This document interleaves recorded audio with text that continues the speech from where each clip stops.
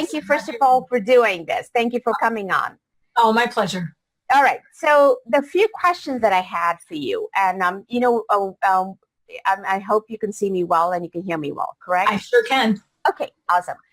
Now, I know you joined our practice probably a little, maybe a year ago, I think. Last January. Last January, yes. Yeah, so, January 2017. Yeah. So it's been a little over a year, and a few quick questions. Before you joined our practice, if you can just give a quick synopsis of what was going on with your health that you felt the need to look for something different. Okay, that's an easy one. I actually spent a year working thinking that I was overwhelmed by stress. My body wasn't responding to me very well. I was overweight. I had a lethargic kind of feeling, foggy brain, and that's not easy to do in my job. I had a lot of gastrointestinal issues. Hypothyroidism was kind of crazy. And when I retired, I figured I was going to get better. It didn't happen. And so then I found you, and I joined your group in January and went through the detox. Within a few weeks, I started feeling better. Yeah.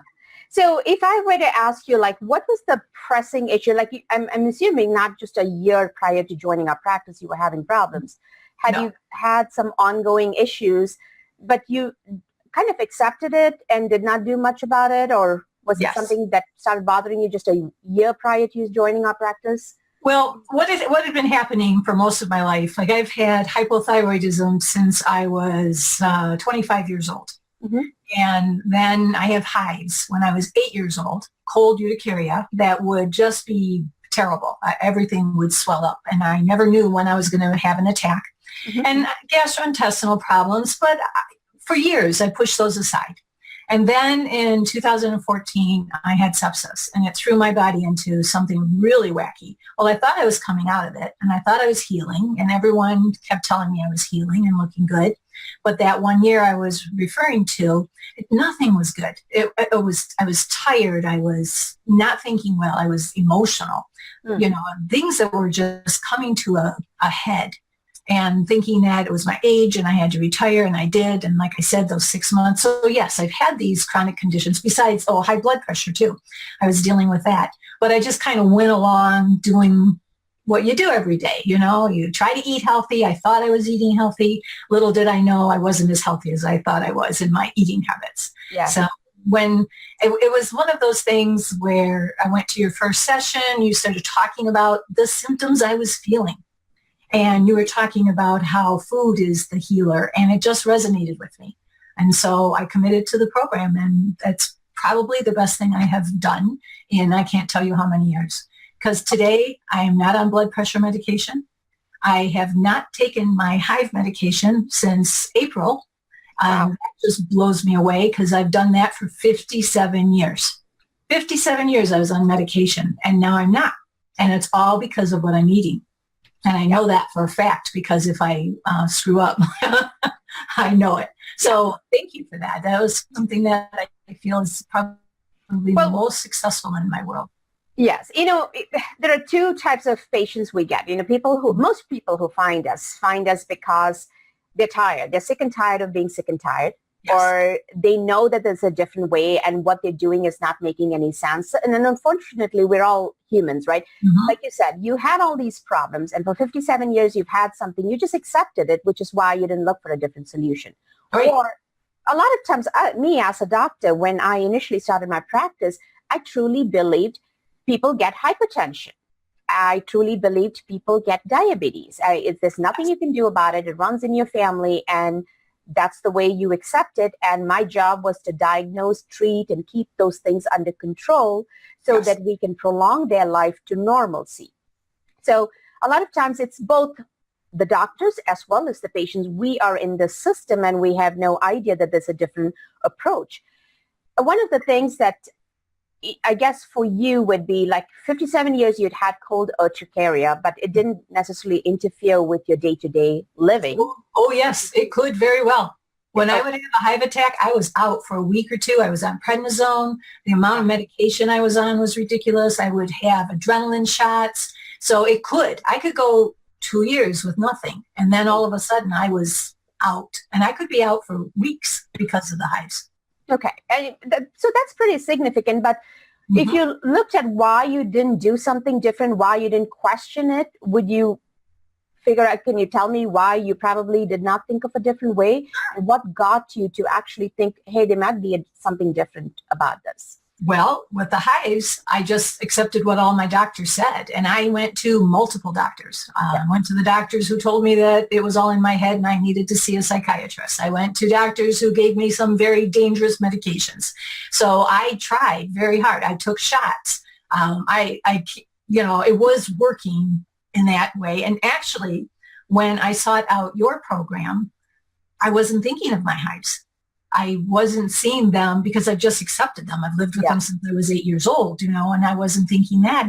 And it was interesting to me because in our first meeting, you said to me, I bet you we can cure your hives. And I'm thinking to myself, 57 years of dealing with this? Yeah, really. Yeah. And in 4 months, because I started with you in January, and in April, I stopped taking my medication, and I was fearful, and you were very supportive. You said, try it. And if you need it, spread it out a couple days. And so I've been on, you name it, antihistamine, I've been on it, and my body's been used to it, which has been a really interesting thing in other parts of my life, like dental work or whatever.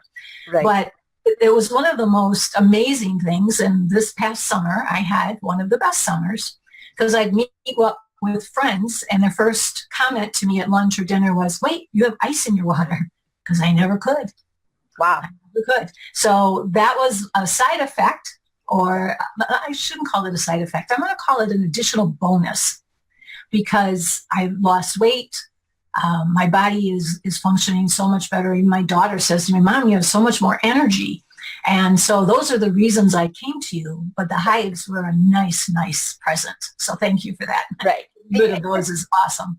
I think this is the testament to functional medical approach. It's just a different way of thinking, right? We believe that the body can heal itself if we can figure out what is causing the inflammation, what is causing the disruption.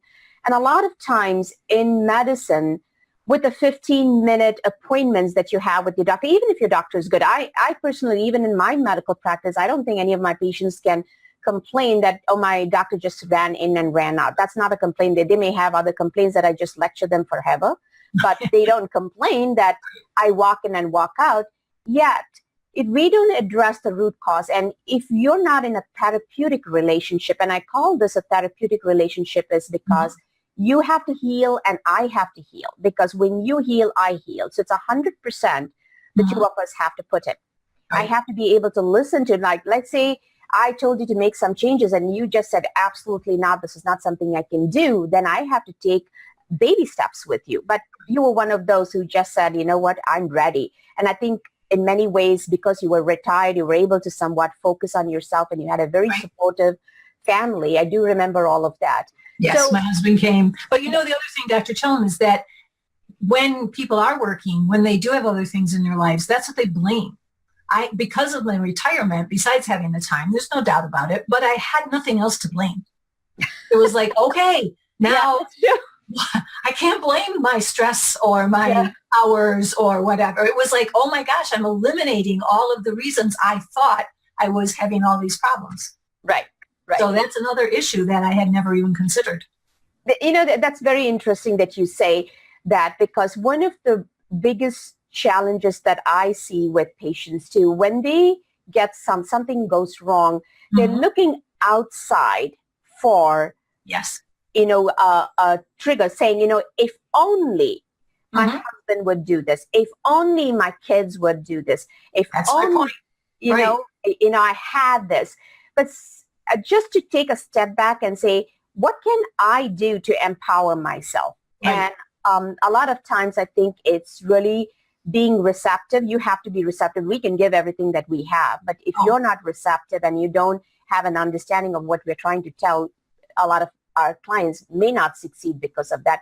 Some of them need more time. Others got it quick. You got it very fast. I think you did not have any questions or doubts when we started the process. You realized, you just had to make some changes, right? How was the process for you? Well, the process was such that I was at my wit's end. I was at the end of the rope. It was, I've tried different doctors. I mean, I love the medical field. Don't get me wrong. They've saved my life when it came to the sepsis and a few other times in my life. But I was at my wit's end and I needed something. And what you talked about made a lot of sense. I had done some dabbling and thinking I was eating very well, not realizing some of the issues. I love the testing. Yes. It gave me the scientific wherewithal to look at it and say, this is what my body needs. So I was willing to be honest. I was not 100% on board when I walked in that first day. I was skeptical, like I'm sure everybody else was, but I also knew I had to do something. Yeah. So I thought, oh, wait, what's a month or so of my life? What's this detox? I'm going to see how I feel. And oh my gosh, within like the first week of detox, I'm sleeping a little better. I'm not having as many gurgles in my poor stomach. And it was interesting. I stepped on the scale. It's like, oh, I'm down like 2 pounds. And with hypothyroid as well, you know, it's very difficult to lose weight. Mm-hmm. At my highest, I was up 30 pounds more than I am today. Yeah. And that wasn't that long ago. So when I started seeing even those little results, I'm thinking to myself, this is working. And then the more I went to the classes and I learned from you, and that's the piece that I didn't have in my life before, the learning, the ability to ask those personalized questions, like, what does this test mean for me? You know, and I've learned my 2 biggest issues are gluten and sugar. Mm-hmm. And I don't really eat those and I don't crave them.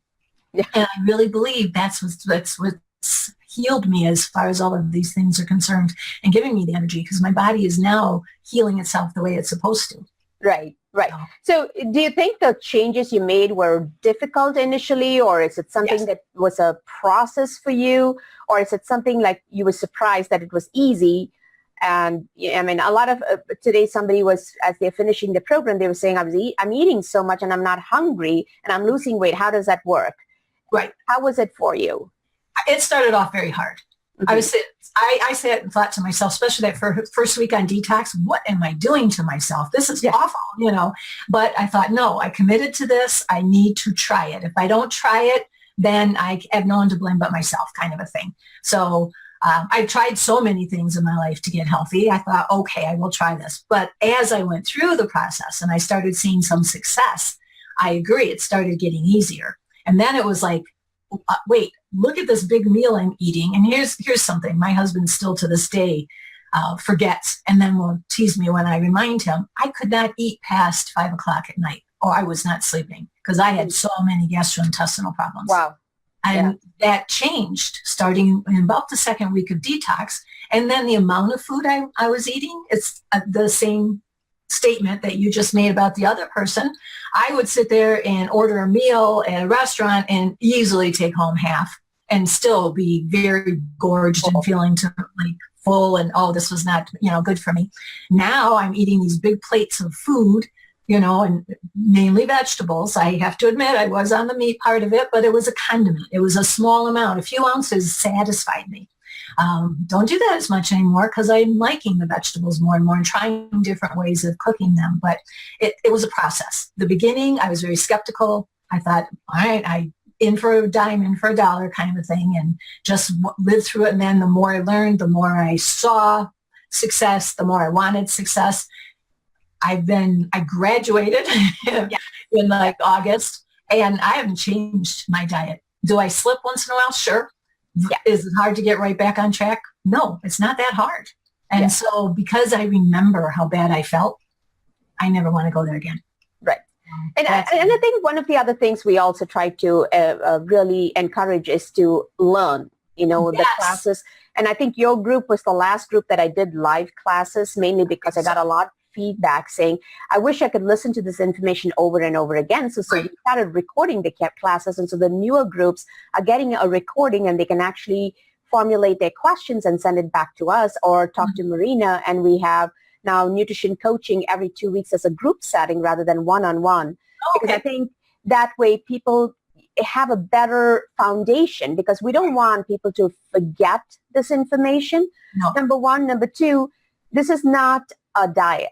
Right. No, it's not. Does that feel like, it was a lifestyle is what we are trying to help. We tell people we're not doing a test and putting you on a diet, we're doing tests and helping with the transformation of your health. Exactly. And I think that's an important point. It's not a diet.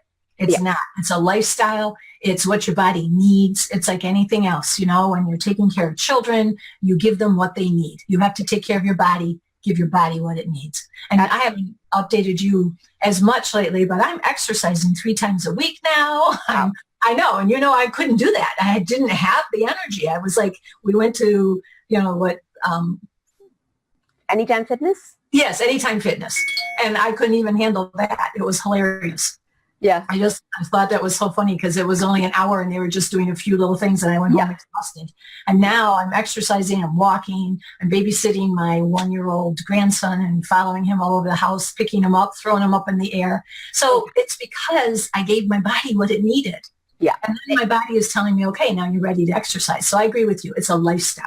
It is a lifestyle. That, it's almost like, I tell people, it's like you changing your religion. Initially, first of all, you have to believe there's a different religion or different belief system. Right, Number 2, you have to be willing to learn. And number 3, you have to be willing to stand apart from the rest of the, your crowd and say, this is how I'm going to live. And if you look at our society, when you have breast cancer or you're broke, people will fund you. They will support you. They'll walk for you. But the minute you say, I want to be healthy or I want to become rich, so I'm going to invest in all this, they look at you like you're crazy. And somehow people tease you, right? If you just say, I'm eating healthy, they start making fun of you. They try to tell you to eat something different this one time. Right. Yet we don't think about it. If you had breast cancer, everybody will say, oh, what is it that you want? What do we need to make for you? Right. And we have to understand health is as important. In fact, it's more important than disease. It is. At this point, we have to maintain. It's so much easier to maintain than to rebuild health because it takes a longer time. Right. So, my primary care physician is stunned that I'm off my blood pressure medication and kept telling me, oh, no, you're going to need it. But we calibrated my cuff and I showed her my data and I've been taking my data. I know with you that one day it was kind of high, but after that, it's been fine. It's been great. That's good. So those kinds of things are telling me that all of these tenets that I learned, the way of eating that I learned, my body is responding in a positive way. Why wouldn't I keep this up? I feel great. Yeah. Now, in terms of the amount of money you've spent in the past on your health, on medications, whether it be over the counter, whether it be prescription, has this new awareness of how healthy you are and all the changes that you've made, has that impacted any of that for you? Well, I don't buy the medications anymore, so that's a good thing. and so that helps. And I haven't gone to as many doctors as I used to go to because I don't have the same issues. So that helps. And, the thing is, though, the bottom line is you have to set your priorities. And my priority is living the longest life I can live. You asked us for goals when we started the program. And mine is to be around for my grandchildren. I'm going to be there and to be active with them. My favorite story was earlier in the spring playing with my grandchildren. And we took off racing across the playground. And my 10-year-old granddaughter said, Nana, you can run? So yes, and I love that. I can spend 2 full days at a dance competition and not be exhausted, and I can bring my own food, and I don't care if I spend a little extra money on that because look at the results I'm getting. Yeah, right. And how has it impacted your family in the fact that you eat a little differently? My 3-year-old granddaughter, because I have 5 grandchildren, my 3-year-old granddaughter tells me what's gluten-free and not. She says, you can't eat this, Nana. It's got gluten in it. So she is even identifying it. So they're all supportive. They see especially the results of, because they've all lived with my hives. They all lived with my tiredness, my fatigue, my brain fog where I couldn't even reach for the word I wanted. I knew it was there, just couldn't find it. And the younger children don't know the difference. But my children, my husband for a bit, he'll eat whatever I cook. He just may not always, in the beginning, have cooked for me the right way, though I will say that on Saturday he made me a delicious dinner with everything that I should be eating, and organic foods, a lot of greens, things like that. So he's slowly doing that based upon, just my doing it. Yeah. Yeah. And when we do go out to eat, I'm always careful where we eat. And they'll offer bread and he'll be guilty. Like, is it okay if I eat bread? Yes, eat the bread. I know what it's going to do to me. I'm not eating it. But you can, so that's fine. But as far as the cost is concerned, we have to put things in perspective. We have to identify the priorities of what is important to you in your life. Does it cost me a little bit more money to buy the foods this way, to, make sure I get only grass-fed beef or any meats if I'm going to go anywhere like that, or even eggs, getting pasture-raised eggs. When I look at the $2 eggs or the $6 eggs, all right, it cost me $6. Yeah. But look at what I'm doing. I'm not laying around doing nothing. I'm productive. I'm helpful in my family. I'm a contributing member. I'm, having fun with my friends again, where I can go out and not be so tired all the time. So it's a trade-off. It's always going to be a trade-off.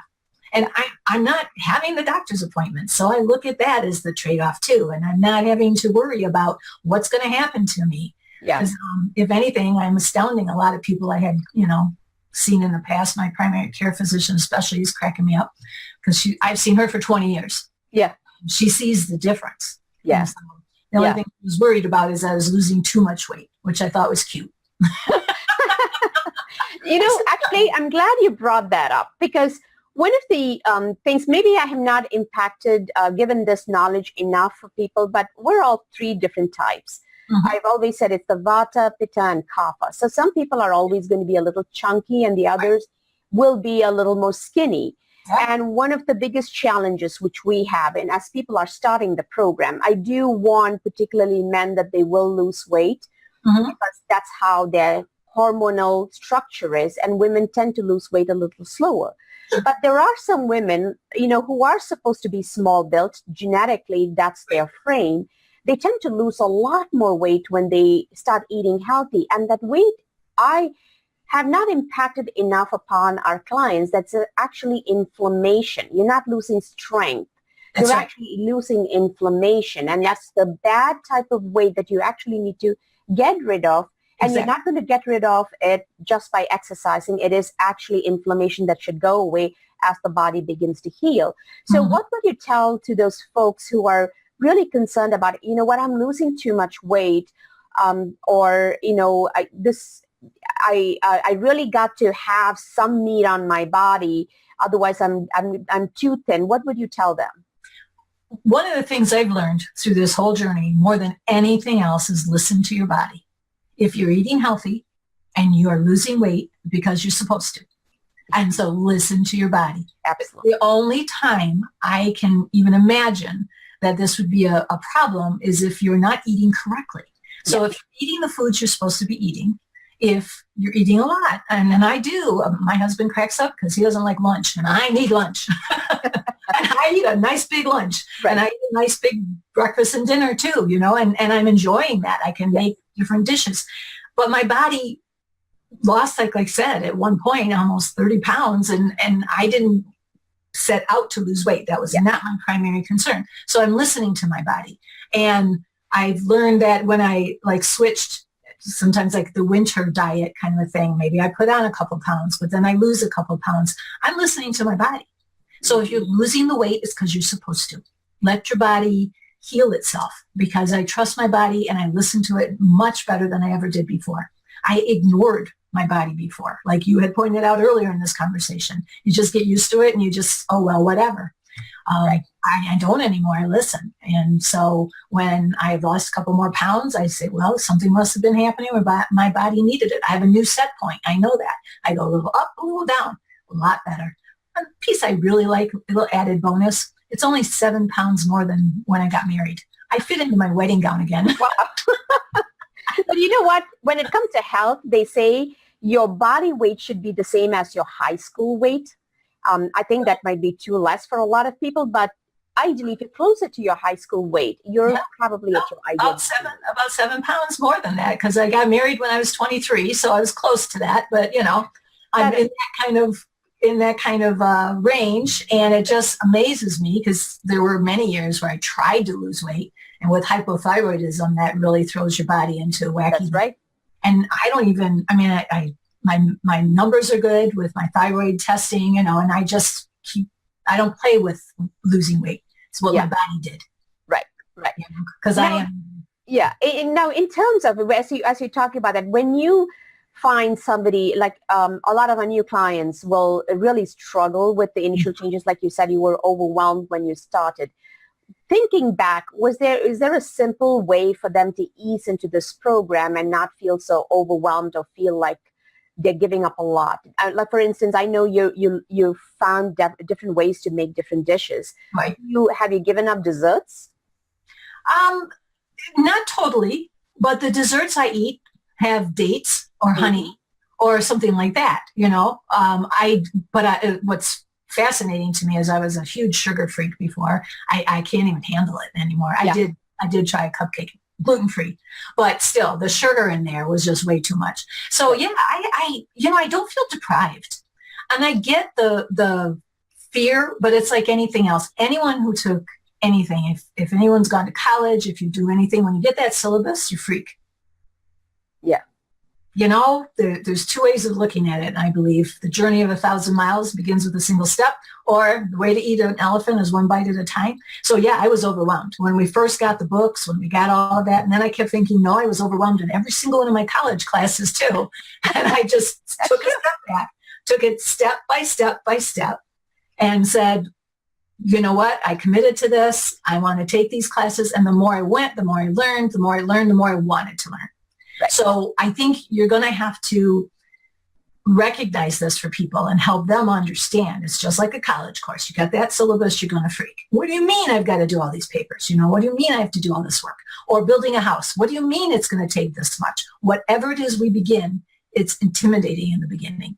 I don't know, Dr. Shellam, if you could ever, or any practitioner could ever help someone not have that feeling at first. And it's baby steps. But when they get through just a couple weeks and they start seeing the results, then I come in and I talk to you guys and you say, yes, this is good. Now, how about this? Okay, let's try something else. And then the culmination of the journey, well, I have to say, honestly, probably wasn't even the culmination. I'd say one visit I had with you in April of last year is when things really were gelled. And when I came to see you for the final visit, it was more like, thank you. It's, I'm on this journey of healing. I'm going to stay this way. Life is good. Yes. And now if you say for the long term, do you think you will impact the next generation because you have all these grandkids? Have you been teaching them a different way of looking at food or their health? Do you think it's something that you're able to impact at all? I know I am. And I have a funny story to share with you on that one. Yes. It doesn't sound as successful at first, but if you think about it, this is my 9-year-old granddaughter. I've been talking about food to all of my grandchildren when they start from 11 to 1 year. You're right. And they know we eat healthy. And actually, my son and my daughter are both into this also, but not as strict as I am, actually. Okay. But I become far more as a better eater than they are. And they started me on the journey of healthy eating. Yeah. But my daughter-in-law called me the other night just chuckling because they had gone shopping. The 9-year-old wanted to buy this little tube of candy lipstick, right? That's what a kid wants. And so her mom let her buy it with her own money. And as they're walking out of the store, she says, Mom, I need to exchange this. I can't get the red one. I need to get the blue one. And her mom goes, why? And she goes, don't you know about red dye number 3? So it's sinking in slowly. That is cool. Yeah. I thought it was pretty cool because I just said to them, I don't try to lecture because I know better. I know I was a teacher and a principal and I worked with children all these years. But if you lay out the scenario and they know when they come to our house, everything is organic and more at their house, that's what I'm finding too. So that's not the issue. But it's funny that they're even looking at that because they said to me, well, can't we have candy? I said, you can, but everything in moderation, And so in telling them, well, why do you want to eat chemicals? And then sometimes going grocery shopping with them, or if they're spending the night or something, they'll ask me for something and I'll say, oh, sweetie, I love you too much to give you chemicals. I can't feed you chemicals. If you can't say it, you can't eat it. So this has been really fun. The 11-year-old being a little precocious is trying to pronounce all the chemical ingredients now because if you can't say you can't. They can actually eat it? Yeah. Now I can pronounce it so I can eat it. She's trying to prove me wrong. But actually, I hung out with her for a full day on a dance situation, and I brought her all these different healthy snacks, some bars, some things like that I knew we could have all day. And she was great with it. She loves the stuff I bring. So as a matter of fact, asks me, what did you bring this time? Yeah, I do believe that slowly but surely that influence is going to happen. Do I know what they are facing at school and with their friends? Absolutely. Yes. But on the other hand, the more I share with them, the more they're picking it up. And hey, my 9-year-old won't be getting red tie number anymore. That is true.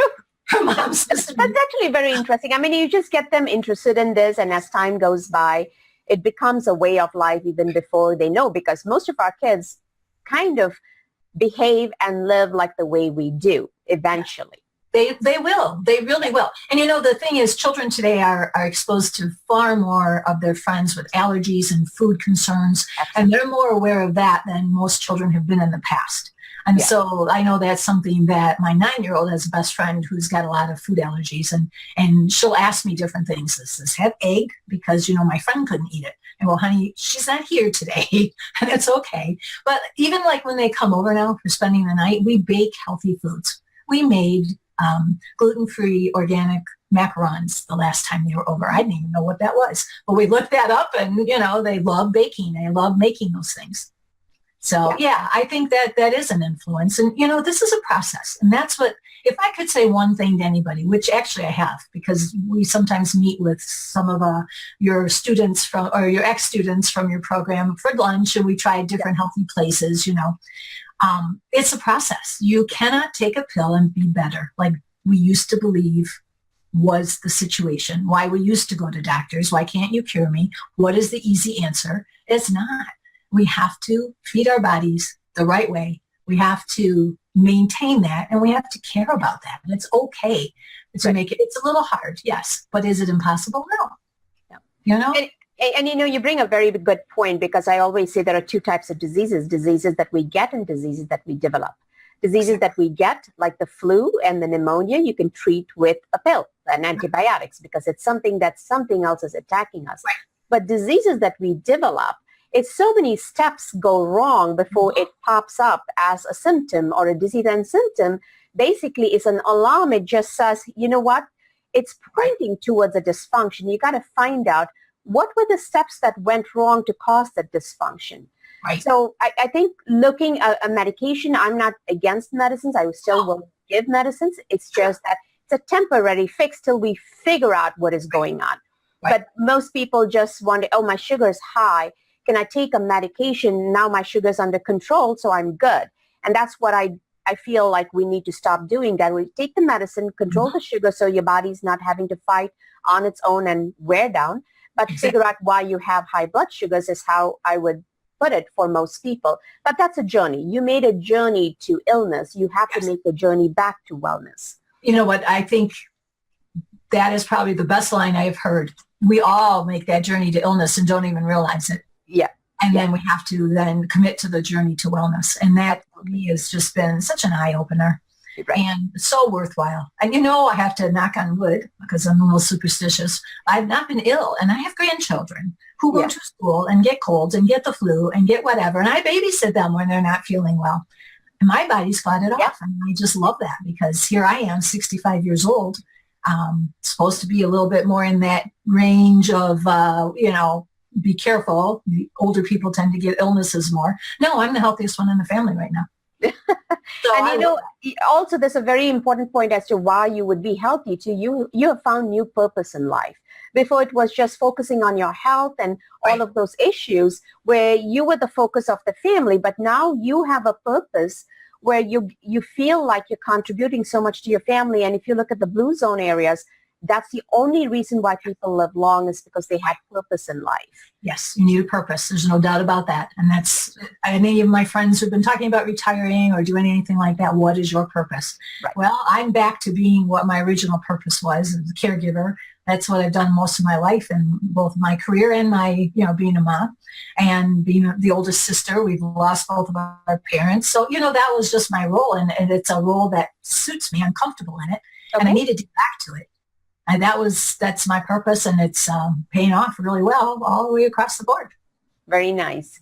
And Right. now for those people who are sitting on the fence and saying, I got to do something, but I don't know if I'm sick enough to do. And that's a surprising statement. Some people say, I don't think I'm that sick enough to do. Mhm. Actually, you were not very sick, actually, when you came to me. You were No, still functioning. You had just retired. You were sure. still able to live your life. Right. So what would you tell, because I can see that what they have is going to eventually disable them. Yes. And though it's a very, subtle on the surface, Mhm. the struggle that they have, because we're so used to, as a society, as a culture, to say, I have an insurance, I have a doctor, I go to the doctor, and what the doctor does is what I need to be. What the doctor tells me is what I need to be doing. Right. And to actually say, what, I am the captain of my ship, I'm the leader of my health care, is something new for most people. How would you tell them to think a little differently? We were used to empowering doctors to take care of us. We have to empower ourselves. Yeah. There's no question in my mind about this because, and the other piece is being a little older in life, not that old. I'm still very young, by the way. Doctors come and go. They do. You can't always depend on just one person to take care of you. You have to be the coordinator. You have to be the one that takes care of it. And you know what? I get that I'm not sick enough, because you do put up with some things. There are some things I thought I was dealing with because I was getting older in life, and maybe that's what the reason was. But all those things are gone. So obviously it wasn't that. What journey, this is what I have asked people, and I've been very blunt, and some of the people I've met for lunch or whatever, what journey do you want to be on? Yeah. Do you want to be on the journey of, okay, this is what I'll put up with, this is what I will live? Or do you want to be on the journey of living your best life?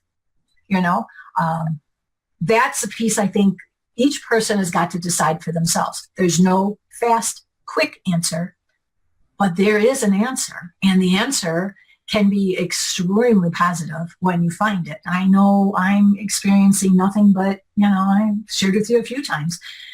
You had mentioned to me that, I didn't complain, but boy, did I ask you questions, and I asked everyone questions, and I asked other people questions. And it wasn't a matter of complaining, it was a matter of learning. And that's the mindset I was when I came to you. I wanted to learn how to take control of my own health. Yeah. That's what I've learned how to do. That's really what this practice is about, is we like to empower our patients. We don't want people to come back to us with the same problem. But we would definitely love people to bring practice members to us, because we can actually help them. Yes. And a lot of times I think really the journey begins with you being open. I mean, you were very willing to say, I'm open to a different approach, because I've tried everything on my own, and I've tried the traditional track. And if you see, was there like a time limit on how much time you could spend with us, or in terms of what you got? If you actually notice the way the practice runs, it's completely different from a traditional medical appointment. And I think a lot of people have some confusion with that. My insurance pays well. I think you had a very well-paying insurance. And despite seeing all the doctors you saw, it wasn't really resolved because the approach was different, right? Exactly. And it wasn't successful. It was maintaining. I didn't want to maintain. I wanted to improve. I wanted to be better. I knew there was better. I mean, I came from a family of better. My grandmother was very active and was 92 and she passed away, And thinking to myself, why can't I be like that? I come from genes like that. I should be able to feel like that. Why do I feel ill? My mother had scleroderma, and that was a little like a scary thing. And she died of scleroderma lung cancer. She was a smoker. Wow. But I knew autoimmune was a big issue in our world too. And in learning more about that, it's amazing to me. Like I said, the hives were a nice bonus. Those gone was not my major purpose of coming. But boy, what a nice thing. So it talks about the body being in balance. Yeah. It speaks to that, how my body balanced itself out. It's found its set weight. It's found a rhythm, with my helping it by giving it the right kind of food, taking care of myself, making sure water is my issue. Sometimes I forget to drink water. I do have a bottle that I've filled. There you go. There you go. But it's not the doctor of the days gone by come to me, I will fix you. It's, okay, doctor, be my partner. Yes. What can we do together so that I can be on the right path? And you did that by providing me with information, with education, with scientific facts. And that helps me a lot. I was a researcher in education, and that spoke to me when I came to you and you said, okay, now let's look at this battery of tests. This is why I do this kind. This is what's happening in your body here. This is what we need to do. I started doing it. I started feeling the right things. And what really amazes me is how quickly I started feeling better. Yeah. I wasn't totally where I am today until about April, but that's only 4 months. And I'm talking, I didn't really start probably detox until like the last week of January. Right. So that's pretty good if you ask me. In 4 months' time, I turned around 57 years. Yeah, I know. Right? And, you know, I think it's very important. One of the things that you said is extremely important. We all have the capacity to live the best life we can ever live, whether it be mentally, spiritually, physically, psychosocially. Right. We just don't believe we can. And I think we put our own stumbling blocks. Yes. And really the goal should be for us to move those stumbling blocks and say, you know, I deserve this and I can design my own destiny. Right. if I have, first of all, I think most people need to understand they do deserve it. Oh, absolutely. And, right. Absolutely. Yeah. And I think that's the bigger challenge we have, because people kind of accept the mediocrity of living. You know, my friends have the same problem, therefore it's okay for me to have the same problem. And I think we feed into that kind of a culture. Why don't you look at a 65-year-old who is much better than you and say, hey, why can't I be like her? Because we look at people who are lesser than us and say, thank God I'm not as bad as this one. I think, again, it's how your mindset needs to change. And really, the great thing about having a client like you is somebody who came in, who gave their fullest. You gave your 100%, 110%. It also heals the practice as such, because that's a joy to have somebody who followed through. And you were very particular about your appointments. I know there was one appointment we somehow missed putting you on a list, and you were like totally devastated about it. No, I know you got that appointment again, but it was a glitch in the computer. And I remember you felt so much about it. And I think that's very important. Like, you given your 100%. We I give had questions to ask you. I'm sorry? I had questions to ask you. I know. Well, the good thing is it turned out when you came to the next class, it was lesser number of people, and you had a lot of time to ask those questions. Right. Exactly. So I think I got more. Yeah, this is a 100-100 partnership. If and it's never a 50-50. People always say 50-50. You have to give 100. We have to give 100. And I don't think there's anything that will prevent you from being successful. So I really want to thank you. You know what? For some reason, I can see the Facebook feed. If anybody has questions, let me see if I can actually look at their questions without getting an echo. Okay. Feedback. Hang on. I am going to get onto our page. I don't know if anyone is on. I did tell them. I think you would have seen it too, where I said we have showcasing our clients. Yes. Let's look at the Facebook. Anybody have any questions? Yep, we're there. I see Nancy was there. Diane was there. I'm not sure. 8 people are watching. If anybody has any questions, let us know. And I'm sure Debbie would be happy to answer those. Sure. I don't think anyone has any questions. Well, they can watch the recording. Thank you once again so much for your time. Really appreciate it. Oh, no problem. It's my pleasure, because you know what? This is an important message. We have to take control of our own destinies. I agree. Thank you very much, Debbie. Appreciate it. Thank you. I appreciate it too. Bye-bye.